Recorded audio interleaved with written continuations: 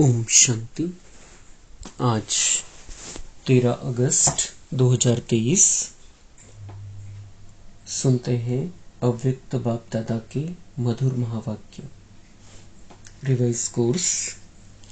यह महावाक्य प्यारे बाप दादा ने 6 अप्रैल 1995 को उच्चारण किए हैं। प्यूरिटी की रूहानी पर्सनैलिटी की स्मृति स्वरूप द्वारा माया जीत बनो। आज स्नेह के सागर बाप दादा चारों ओर के सर्व स्नेही बच्चों को देख रहे हैं। हर एक स्नेही बच्चों के मूरत में रूहानी पर्सनैलिटी की झलक देख रहे हैं। बाहर के रूप में तो साधारण पर्सनैलिटी वाले हैं, लेकिन रूहानी पर्सनैलिटी में सबसे नंबर 1 है। दुनिया में अनेक प्रकार की पर्सनैलिटीज गाई जाती है। शरीर की भी पर्सनैलिटी, कोई विशेषता की भी पर्सनैलिटी और कोई विशेष पोजीशन की भी पर्सनैलिटी। लेकिन आप सबके चेहरे पर चलन में कौन सी पर्सनैलिटी है? प्यूरिटी की पर्सनैलिटी। प्यूरिटी ही पर्सनैलिटी है। जितना जितना जो प्योर है उतनी उनकी पर्सनैलिटी न सिर्फ दिखाई देती है लेकिन अनुभव होती है। सभी अपने रूहानी पर्सनैलिटी को अनुभव करते हो। आप जैसी पर्सनैलिटी सतयुग से अब तक कोई की है? सारे कल्प में चक्कर लगाओ तो आप जैसी पर्सनैलिटी है? नहीं है ना? तो आपको अपने रूहानी पर्सनैलिटी का नशा है। अनादि काल में तो परम धाम में भी आप विशेष आत्माओं की पर्सनैलिटी सबसे ऊंची है। चाहे आत्माएं सब चमकती हुई ज्योति है, लेकिन आप रूहानी पर्सनैलिटी वाली आत्माओं की चमक अन्य सब आत्माओं से न्यारी और प्यारी है। अपने अनादि काल की पर्सनैलिटी को स्मृति में लाओ। आई स्मृति में? देख रहे हो बाप दादा के साथ साथ कैसे रूहानी पर्सनैलिटी में दिखाई दे रहे हैं। अपने आप को देख सकते हो? तो चले जाओ अनादि काल में। कितने टाइम में जा सकते हो? जाने में कितना टाइम लगेगा? सेकंड से कम ना, कि 1 दिन 1 घंटा चाहिए? सेकंड से भी कम। जहां चाहो वहां पहुंच सकते हो। तो अनादि काल की अपनी पर्सनैलिटी देख ली।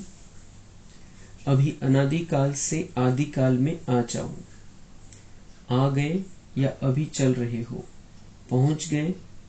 तो अनादि काल से आदि काल में अपनी रूहानी पर्सनैलिटी देखो। कितनी श्रेष्ठ पर्सनैलिटी है। तन की भी तो मन की भी तो धन की भी और संबंध की भी, सब प्रकार की पर्सनैलिटी कितनी श्रेष्ठ है। तो आदि काल की पर्सनैलिटी देख रहे हो? कितने सुंदर लगते हो, कितने सजे हुए हो, कितने सुख शांति प्रेम आनंद स्वरूप हो। तो आदि काल में भी अपनी पर्सनैलिटी को देखो।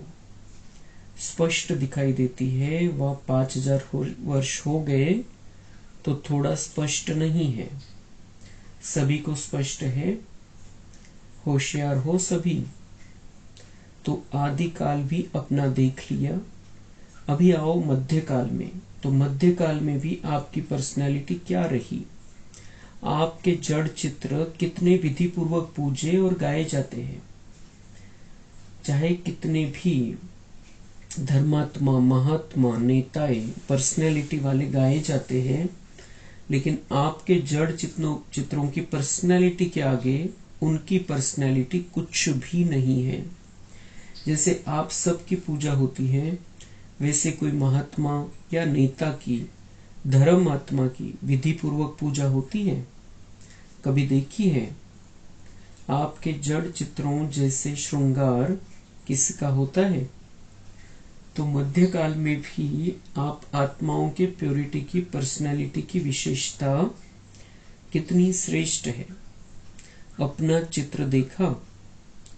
आपकी पूजा होती है कि नहीं? सिर्फ बड़े बड़ों की होती है, हमारी नहीं। डबल विदेशियों के मंदिर हैं, देखा है उसमें आपका चित्र है कि सुना है तो कहते हो कि हाँ होंगे, स्मृति में है तो मध्यकाल भी आपका अति श्रेष्ठ है। और अब लास्ट जन्म में जो मर्जीवा ब्राह्मण जन्म है उसकी पर्सनैलिटी देखो कितनी बड़ी है, गायन कितना है। कोई भी श्रेष्ठ कार्य अब तक भी आपके नामधारी ब्राह्मण ही करते हैं। चाहे ब्राह्मण अभी ब्राह्मण रहे नहीं है, लेकिन नाम के तो ब्राह्मण है ना। आपके नाम से, आपकी पर्सनालिटी के कारण वो भी श्रेष्ठ गाए जाते हैं। तो ब्राह्मण जन्म की पर्सनालिटी कितनी श्रेष्ठ है। आदिकाल, अनादिकाल, मध्यकाल और अब अंतकाल, सारे कल्प में आपकी पर्सनालिटी सदा ही महान रही है। लौकिक पर्सनालिटी वालों का अगर नाम भी आता है तो कोई विशेष बुक में उन्हों का नाम आता है, फलाने फलाने हैं। लेकिन आपका नाम किस में आता है? साधारण बुक में नहीं आता है, शास्त्रों में आता है। जो भी आदिकाल से शास्त्र बने उसमें किसके चरित्र हैं, किसका गायन है, किसकी कहानियां हैं। तो लौकिक पर्सनैलिटी वालों का गायन विशेष बुक में होता है और आपका गायन शास्त्रों में होता है। और शास्त्रों को कितना रिगार्ड देते हैं, बड़े विधि पूर्वक शास्त्र को संभालते हैं, उसको भी बड़े पूज्य के रूप में देखते हैं। जो सच्चे भक्त हैं वो शास्त्र को विधि पूर्वक रखते भी है और पढ़ते भी है। ऐसे रिवाजी किताबों के माफिक नहीं रखते। तो अपनी पवित्रता की पर्सनालिटी को सदा ही इमर्ज रूप में स्मृति में रखो। जानते हैं या है तो हम ही, ऐसे मर्ज नहीं, स्मृति स्वरूप में रखो। जिसकी बुद्धि में ये इमर्ज रूप में स्मृति रहती है तो स्मृति ही समर्थि का आधार है। और जहाँ समर्थि है वहां माया आ सकती है। समर्थ आत्मा के पास माया का आना असंभव है। मेहनत करने की आवश्यकता ही नहीं है। माया का काम है आना, लेकिन आपका काम अभी समय प्रमाण भगाना नहीं है। माया आई और भगाया नहीं, आपका काम है सदा मायाजीत रहना। तो मायाजीत हो वह माया को बार बार भगाने वाले हो। अभी भगाना पड़ता है, थोड़ा थोड़ा वो दर्शन देने के लिए आ जाती है, नहीं ना। डबल फॉरेनर्स ने माया को सदा के लिए भगा दिया या भगाते ही रहते हैं? क्या हाल है? माया सदा के लिए भाग गई, अभी नहीं आएंगी ना, कि थोड़ा थोड़ा आए, कोई हर्जा नहीं। फिर भी आधा कल्प की दोस्ती है, फ्रेंड है ना, उसको ऐसे ही छोड़ देंगे? आवे ही नहीं। सुनाया ना कि समय समाप्त होने के पहले बहुत काल का मायाजीत बनने का अभ्यास चाहिए, अंत में नहीं हो सकेगा। अगर अंत में मायाजीत बनने का पुरुषार्थ भी करेंगे तो क्या हाल होगा। बाप दादा तोते की कहानी सुनाते हैं ना कि तोते को कहा नलके पर नहीं बैठना, पर नलके पर बैठकर ही बोल रहा था। ऐसे ही अंत काल में अगर बहुत काल का अभ्यास नहीं होगा तो मन में सोचते रहेंगे कि मैं आत्मा हूं, मैं आत्मा हूं, लेकिन माया का प्रभाव भी होता रहेगा। और कोशिश भी करेंगे मैं आत्मा हूं, मैं आत्मा हूं, लेकिन होगा ही नहीं। इसलिए क्या करना है, अभी से मायाजीत बनने का अभ्यास करो। और उसका सहज साधन है अपनी रूहानी पर्सनैलिटी को स्मृति स्वरूप में रखो। पर्सनैलिटी वाले की निशानी क्या होती है? जो ऊंची पर्सनैलिटी वाले होते हैं उसकी कहां भी किसी में भी आंख नहीं जाएगी। ये ऐसा है, ये ऐसा है, ये ऐसा करता, ये ऐसे करती, मैं क्यों नहीं करूं, मैं क्यों नहीं कर सकती हूं, कर सकता हूं। दूसरे के प्राप्ति में आंख नहीं जाएगी। क्यों? रूहानी पर्सनैलिटी वाला सर्व प्राप्तियों से संपन्न है, स्वभाव में भी संपन्न, संस्कार में भी संपन्न और संबंध संपर्क में भी संपन्न, भरपूर। वो कभी अपने प्राप्तियों के भंडार में कोई अप्राप्ति अनुभव ही नहीं करेगा। क्यों? रूहानी पर्सनैलिटी के कारण वो सदा ही मन से भरपूर होने के कारण संतुष्ट रहता है। आंख दूसरे की प्राप्ति में तब जाती है जब अपने में अप्राप्ति अनुभव करते हो। तो कोई अप्राप्ति है क्या? गीत क्या गाते हो? अप्राप्त नहीं कोई वस्तु ब्राह्मणों के खजाने में। ये गीत मुख से नहीं मन से गाते हो ना? जो गाते हैं वो हाथ उठाओ। अच्छा, डबल विदेशी भी गीत गाते हो? अच्छा, बाप दादा आज चारों ओर के बच्चों की प्योरिटी की पर्सनैलिटी चेक कर रहे थे। प्योरिटी की परिभाषा को भी अच्छी तरह से जानते हो। प्योरिटी सिर्फ ब्रह्मचर्य व्रत नहीं, ब्रह्मचर्य व्रत में तो आजकल के सर्कमस्टेंस अनुसार कई अज्ञानी भी रहते हैं। ज्ञान से नहीं लेकिन हालातों को देखकर कई भक्त भी रहते हैं। वो कोई बड़ी बात नहीं है, लेकिन प्योरिटी को सारे दिन में चेक करो। पवित्रता की निशानी है स्वच्छता, सत्यता।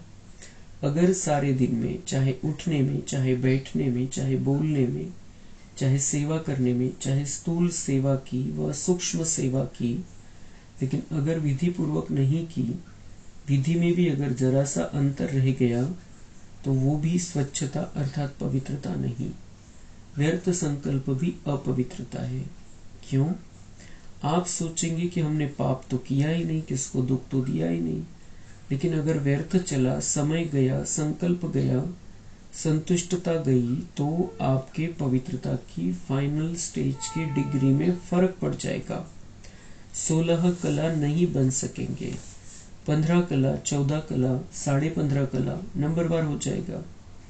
तो अपवित्रता सिर्फ किसको दुख देना या पाप कर्म करना नहीं है, लेकिन स्वयं में सत्यता, स्वच्छता, विधि पूर्वक अगर अनुभव करते हो तो पवित्र हो। निकल गया, बोलना नहीं था लेकिन बोल लिया, तो इसको क्या कहेंगे? मालिक है। इसलिए अमृत वेले से लेकर रात तक अपने संकल्प, बोल, कर्म, सेवा सबको चेक करो। मोटे रूप से नहीं चेक करो। अगर मोटे रूप से चेक करेंगे तो देखो चंद्रवंशी की मोटी निशानी तीर कमान दिया है और सूर्यवंशी को कितनी छोटी सी मुरली दे दी है। मुरली कितनी हल्की है और तीर कमान कितना मेहनत का काम है।